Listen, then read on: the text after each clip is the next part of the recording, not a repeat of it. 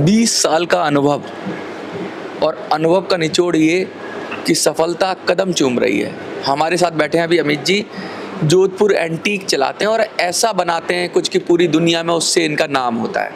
हम बात करें वुड की, हम बात करें मेटल की, हम बात करें स्टोन की, कुछ भी हो फर्नीचर के मामले में, तो जो क्रिएटिविटी यहाँ मिलती है उसको अगर आपको ढूंढना है तो शायद बिरले ही कहीं मिलेगी, क्योंकि हर चीज़ में नयापन और नई एक तरह से एंटीकनेस आपको लगेगा कि अगर ये बनाएंगे भी तो एंटीक ही लगेगी, जैसे बहुत पुरानी हो, बनाई हुई हो।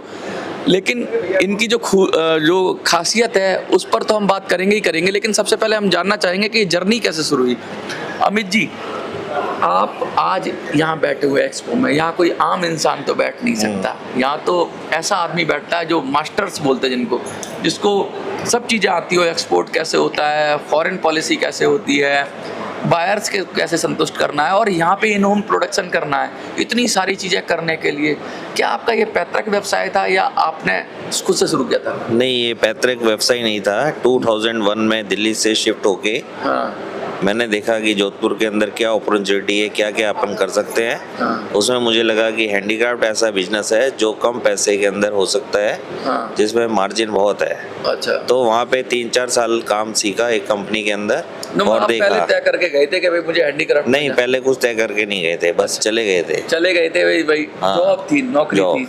तो कहते हैं कि डेस्टिनी ले जाती है। हाँ, डेस्टिनी जहाँ ले जाती है वहाँ से ईश्वर जो कराना चाहता है वैसा ही होता है, वैसा ही हो रहा है। तो अचानक नौकरी कर रहे थे। हाँ। और नौकरी करते करते दिल्ली से पहुंच गए जोधपुर। और जोधपुर में ये इतना बड़ा आपको एक खजाना सा दिखा। हाँ, हिडन ट्रेजर।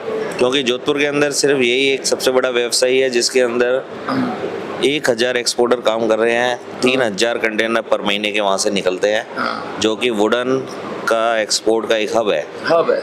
तो अगर आप मंडी में जाओगे तो आपको कुछ ना कुछ मिलेगा ही, आंखें खुल जाएंगी। तो पहले कैसा लगा जब जॉब करने गए तो क्या दिमाग में चलता था? नहीं, दिमाग में यही चल रहा था कि भाई कभी ना कभी अपना करना है। उसके हिसाब से अपन ने सीखा, किया, मेहनत बहुत की, काम किया। तो कब ये फैसला हुआ, कितने साल नौकरी की और अचानक ये फैसला कैसे हुआ? ये 3 साल कड़ी मेहनत से सब कुछ जब लगा कि अब अपन को आ गया है। उसके बाद बाइंग एजेंसी का काम मिला, उसके अंदर मैं बायर्स को हेल्प करता था जोधपुर से माल खरीदने के लिए। मतलब आपने ऐसा नहीं कि एकदम छलांग मारी? नहीं, ऐसा नहीं है, बहुत टाइम लगा संभल के पहले भैया कहाँ माल बनता है वो पता करो। हाँ, प्रोडक्शन कैसे होता है वो पता करो, फिर जो खरीदता है उसके साथ एसोसिएट हुए। उसके साथ पहला क्लाइंट का कोई अनुभव बताइए, पहला क्लाइंट कैसे मिला और कब मिला? पहला क्लाइंट मिला मेरे को 2007 के अंदर, यूएसए का था। अच्छा। जब मैं नौकरी करता था तो मैं उसका काम करता था, उसका काम देखता था। तो उसने मुझे बोला कि भाई मेरे को जरूरत है आपकी। अच्छा। आप मेरा काम करिए, जोधपुर में मेरा काम संभालिए। ऐसे एक अपॉर्चुनिटी मिली। अच्छा, ये तो कमाल ही हो गया कि भाई अब क्लाइंट मिलना सबसे बड़ी बात होती है। क्लाइंट मिल गया तो काम तो सब आपको आता ही था। उसके बाद में 2009 में मैंने अपनी कंपनी खोली और 2013 से मैं ये फेयर लगा रहा हूँ। उसके बाद पीछे मुड़ के नहीं देखा? उसके बाद पीछे मुड़ के नहीं देखा कि भाई कहाँ से चले थे। क्या लगता है, अब बहुत सारी बातें हो रही हैं, लोग कह रहे हैं ट्रम्प ने टैरिफ लगा दिया, चाइना पर लगा दिया। कुछ लोग कह रहे हैं चाइना पर इतना ज़्यादा लगाए तो इंडिया को अपॉर्चुनिटी मिलेगी। आप कैसे देखते हो सारे पर्सपेक्टिव को, क्या लगता है आपको? नहीं, हम यही देखते हैं कि अभी थोड़े प्रॉब्लम्स है, जो 2009 में भी एक बार प्रॉब्लम आई थी जब स्लम आया था। Slow down. तो उसके बाद में रिसेशन आया था। अब वापस एक बार रिसेशन का टाइम है, पर जल्दी निकल जाएगा टाइम। मतलब आपको, क्योंकि आप एक संघर्ष से निकल के आए हैं, धैर्य रखना चाहिए। मैंने 2-3 रिसेशन देख चुका हूँ, इसलिए अभी मेरे को इतना टेंशन नहीं होता मतलब। तो पर ये है कि अभी इंडियन गवर्नमेंट भी कुछ अपन को हेल्प करे। अभी गवर्नमेंट ने जो भी सब्सिडीज थी बंद कर दी है, जो ड्रॉबैक मिलता था बंद कर दिया है। तो अभी मोदी सरकार से अनुरोध है कि वो ये सब चालू करें। अच्छा, क्या लग रहा है जिस तरह से निगोशिएशन चल रही है सरकार की और यूएस की, ट्रम्प तो अनप्रेडिक्टेबल है। तो ऐसी स्थिति में क्या करें? कुछ लोग तो ये कह रहे हैं कि भाई अभी तो आप नया प्रोडक्शन लाइन, अपना नई फैक्ट्री डालो, क्योंकि चाइना का सारा बंद होने वाला है और सब इंडिया में काम आएगा। लेकिन चाइना तो मशीन का काम करता है, चाइना, आप लोग तो हाथ का काम करते हैं। तो क्या ऐसा कुछ होने वाला है कि मतलब एकदम ये फायदा ही हो जाए इस चीज़ से? नहीं, ऐसा कुछ ज़्यादा फायदा नहीं होता है। पर ये है कि कुछ फ़ायदा हो सकता है, अच्छा पर ये कंट्रीज़ के आपस की डीलिंग है जो कि वो सॉर्ट आउट कर लेंगे जल्दी। कुछ लोग ये भी कह रहे हैं, ये सवाल आ रहा है कि भाई जो हम लोग आइटम बनाते हैं, जो हम चीज़ बनाते हैं, उसका कोई अल्टरनेटिव नहीं है पूरी दुनिया में, इसलिए महंगाई हो या कुछ हो, ये तो उन्हीं पे अंग्रेज़ों को कहूँ मैं या कहूँ फॉरेनर्स को कहूँ, उन्हीं की प्रॉब्लम है कि भाई उनके यहाँ महंगाई बढ़ेगी, हम तो अपना रेट पे टैरिफ लग रहा है तो आप ही भुगतान करो। लेकिन कुछ लोग ये कह रहे हैं कि भाई जो बायर है वो कहता है डिस्काउंट दो। इन दोनों में सच्चाई कितनी है? नहीं, ये पार्ट ऑफ बिजनेस है, ये सब कुछ चलता रहेगा। बायर अपना फ़ायदा सोचेगा, हम अपना फ़ायदा सोचेंगे, बस अब सबको एंड के अंदर कुछ ना कुछ कमा के निकलना है। अच्छा, और जिस हिसाब से आबादी, जनसंख्या और सब जगह बढ़ रही है, फर्नीचर की रिक्वायरमेंट तो सबको ही रहेगी। अच्छा, आपका कहने का मतलब है फर्नीचर तो ये तो सदा रहने वाली चीज़ है, सदा रहने वाली चीज़ है, लेकिन इस परिस्थिति का कुछ लोग फ़ायदा भी उठा रहे हैं, बायर भी फ़ायदा उठा रहा है। हाँ, बायर भी फ़ायदा उठाते हैं। बायर कभी कहते हैं कि भाई कुछ डिस्काउंट दे दो। हाँ, को डिस्काउंट देने से कुछ सेल भी हो जाता है, माल भी जल्दी निकल जाता है। लेकिन अब क्योंकि इतना कंपटीशन है मार्केट के अंदर, या तो इनोवेटिव चीज़ हो एकदम ऐसी जो किसी के पास ना हो, लेकिन अगर मार्केट में कंपटीशन है तो फिर मार्जिन्स पे नुकसान हो रहा है, मार्जिन्स पे। हाँ, मार्जिन पे तो स्ट्रेस आ ही रहा है। मार्जिन तो दिन पे दिन कम होता जा रहा है, लेबर महंगी होती जा रही है, ज़मीनें महंगी होती जा रही है, इलेक्ट्रिसिटी महंगी होती जा रही है, हर चीज़ महंगी होती जा रही है।